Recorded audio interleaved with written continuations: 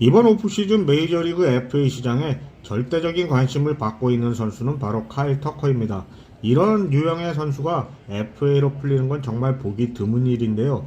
왜 터커가 그렇게 특별한지, 그리고 그를 영입했을 때 어떤 팀이 가장 큰 파급력을 얻게 되는지 지금부터 하나씩 살펴보겠습니다.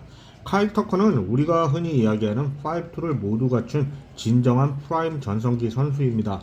올해가 지나기 전까지 아직 29살도 되지 않았고 누구보다 꾸준한 생산력을 보여주고 있고요.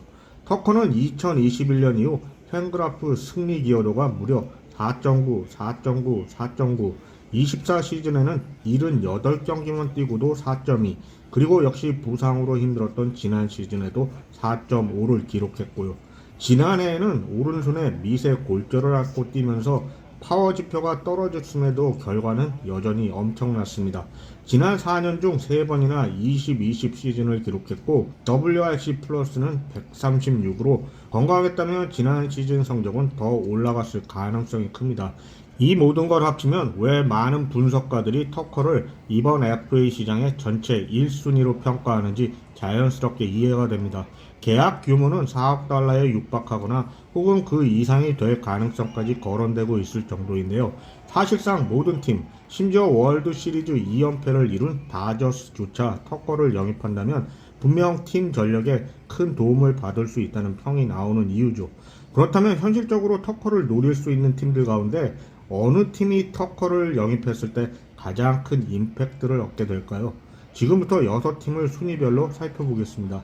첫 번째 팀은 뉴욕 양키스로 터커의 채찍 같은 왼손 스윙은 과거 테드 윌리엄스 다큐멘터리에도 등장할 정도로 유명합니다. 그리고 이 스윙은 말 그대로 양키 스타디움을 위해 태어난 스윙이라고 해도 과언이 아니라고 할 수 있고요. 그는 메이저리그에서도 손꼽히는 당겨서 띄우는 타구 능력을 가진 타자입니다. 커리어 기준 22.7%, 리그 평균은 16.7%이니 얼마나 특별한 능력인지 알 수 있는 데다 양키 스타디움 우측 담장은 MLB에서도 손꼽히게 짧고 낮은 것으로 유명해 이런 특성까지 더해지니 터커의 능력 가치를 더욱 빛낼 수 있습니다. 지난 2023년 이후 양키 스타디움은 좌타자가 당겨친 타구 기준으로 홈런 2위, 장타율 0.780으로 4위를 기록할 만큼 좌타자에게 매우 유리한 구장입니다. 양키스는 지난 오프시즌 치존 주니어, 벨린저를 데려오긴 했지만 터커만큼 구장과 완벽하게 맞는 좌타자를 FA로 영입한 건 제이슨 지안비 이후 사실상 없습니다. 지안비는 뉴욕에서 209개의 홈런을 쳤는데 터커는 여기에 수비와 주루까지 더한 더 완성된 선수입니다. 도루 성공률이 88%로 최소 80번 이상 뛴 선수 중 조시 로우와 바이런 벅스턴 바로 아래입니다. 두 번째 팀은 샌프란시스코 자이언츠인데요. 자이언츠는 최근 몇 년 동안 공격적인 영입 시도를 계속해왔습니다.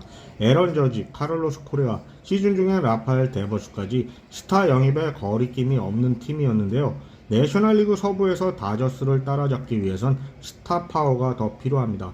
특히 야수진 강화는 필수이고요.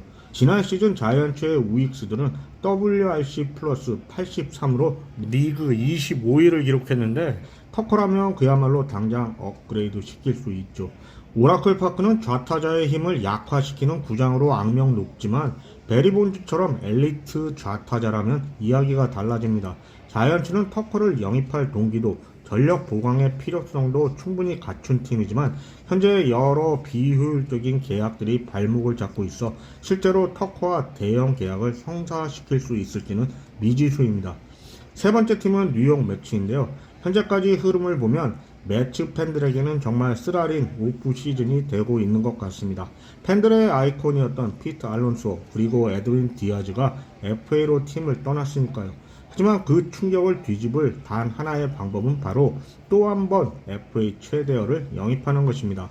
후안 소토와 카일 터커 둘이 함께 라인업에 서 있다면 내셔널리그 팀들 입장에서는 악몽이 될 테니까요. 매치는 경쟁해야 할 팀들이 너무 많습니다. 다저스, 브레이브스, 필리스까지. 그리고 리모 트레이드 이후 외야 뎁스는 더욱 얇아졌고요. 지금 외야에는 타일런 테일러, 잭 맥닐이 주전으로 묶여있고 알론소가 빠진 자리에는 600타석 이상의 비어있는 공간이 생겼습니다. 즉 포지션, 전력, 흥행 모든 면에서 터커가 완벽한 해답입니다. 구단주 스티브 코헨이 오프 시즌은 아직 많이 남아있다며 전력 보강 의지를 밝혔던 만큼 과연 어떤 결과가 나올지 더 궁금해집니다. 네 번째는 바로 토론토 블루제이스인데요. 블루제이스는 최근 몇 년간 가장 공격적으로 움직이는 팀 중 하나입니다.